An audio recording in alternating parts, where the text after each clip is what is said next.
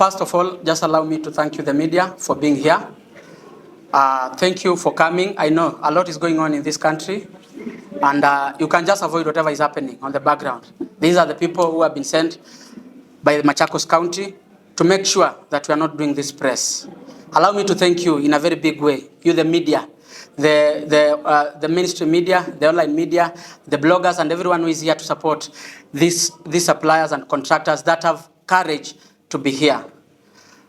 First of all, this is what the contractors and and suppliers of Machakos have ever wanted. People to listen to them, and you the media have given these people a listening ear. Asanteni sana. First, allow me to start by reading. Where's my notebook? First, allow me to start by giving you a speech of the governor of Machakos County, Madam Wavinya Ndeti, during her swearing-in ceremony. This is a speech. I, Honorable Wavinya Ndeti, I do swear that I shall always truly and diligently serve the people and the Republic of Kenya in the office of the Governor, Machakos County. I shall diligently discharge my duties in the same office. I will do justice to all in accordance with the Constitution and the laws of Kenya, without fear and favor, affection or ill will. So help me God. That was the speech of the governor of Machakos County during a swearing-in ceremony. She promised justice. But we, the suppliers and contractors of Machakos, today we were supposed to have over 100 suppliers here.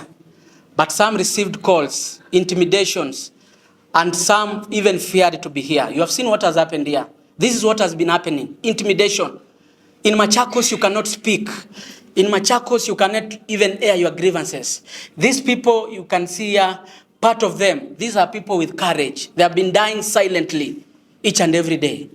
And today, I've been speaking too much on my social media just for the governor to listen. Today, I just want to address the governor of Machakos directly because she has failed to listen to us. It has been 1 year, us even looking to have a sit down with the governor of Machakos, but that has never happened.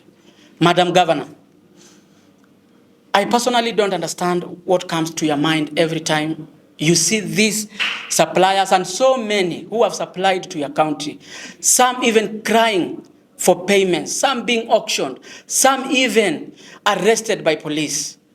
Madam Governor, I don't know what comes to your mind every time you hear of a supplier, a contractor committing suicide, some even sinking into depression, all because the only mistake they ever did was to supply to your county. You failed to listen.